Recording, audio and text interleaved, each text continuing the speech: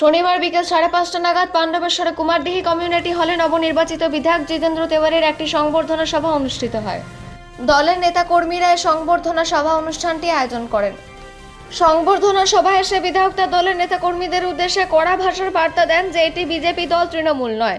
তাই যদি কেউ মনে করেন তৃণমূলের নেতাদের মতো আচরণ করবে বিজেপিতে থেকে, তাহলে বিজেপিতে তার জায়গা হবে না।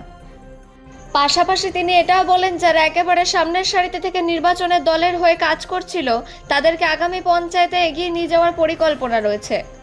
তবে পঞ্চায়েতে মানুষের মন পেতে দলের নেতাকর্মীদের নিজস্ব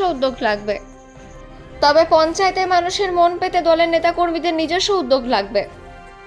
বিধায়ক বলেন, কেউ যদি মনে করে বিজেপিতে থেকে তৃণমূলের নেতাদের মতো জীবনযাপন করবে তাহলে সেটা ভুল ভাবছে। তাই সকলকে সংযত হতে হবে এবং মানুষের সঙ্গে থেকে মানুষের পাশে থেকে কাজ করতে হবে।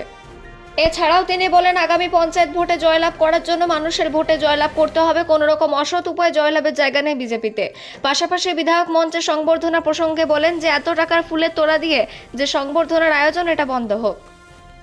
একটা চন্দনের ফোঁটা দিয়ে সংবর্ধনা দেওয়া যায়, যে টাকা দিয়ে ফুলের তোড়া কেনা হচ্ছে সেই টাকা এলাকায় দুস্থ গরিব মেধাবী ছাত্রছাত্রীদের বই খাতা কিনে দিলে আমি বেশি খুশি হব। এর পাশাপাশি তিনি দলের কর্মীদের উদ্দেশ্যে বার্তা দেন যে তৃণমূল কোনো নেতার বিজেপিতে জায়গা হবে না। পাণ্ডবেশ্বর থেকে অজিত মিশ্রা, রিপোর্ট নিউজে। যারা যারা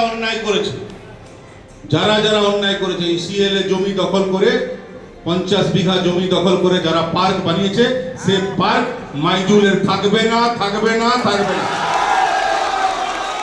ওই পার্ক এলাকার ছেলেরা খেলাধুলা করবে, থাকবে না। ভাববেন না, মাইজুল বলতে পারে আরে আমার তো আগে থেকে জানাশোনা আছে, জানাশোনা সবার সঙ্গে আছে, এখন ভুলে গেছি সব, আমার স্মৃতিশক্তি আমার চলে গেছে। 16 থেকে 21 কোনো কিছু মনে নেই আমার, কার কার সঙ্গে আমার সম্পর্ক ছিল সব ভুলে গেছে। 21-এর পরে সবকিছু মনে আছে, সেই জন্য একদম টেনশন নেবেন। বলতে পারে অনেকে যারা ওনার সঙ্গে তো কাজ করতে খুব ক্লোজ ছিলাম, বলবেন আপনি বলবেন যে বলছিল 16 থেকে 21 সব ভুলে গেছে, আর মনে পড়ছে। আমি দেখেছি 21-এর পর দেখেছি কিভাবে আমাদের ছেলেদের ঘর ভাঙা হয়েছে, কিভাবে আমাদের ছেলেদের কাজ কেড়ে নেওয়া হয়েছে, কিভাবে আমাদের ছেলেদের ঠিকাদারি কেড়ে নেওয়া হয়েছে, কিভাবে তাদের রক্ত ঝরানো হয়েছে, কিভাবে তাদেরকে কেস দেওয়া হয়েছে, সবটাই আমি দেখেছি। আমরা ওইভাবে বদলা নেব না, কিন্তু প্রশাসনিকভাবে যা যা ব্যবস্থা নেওয়া সবটাই আমরা নেব তো।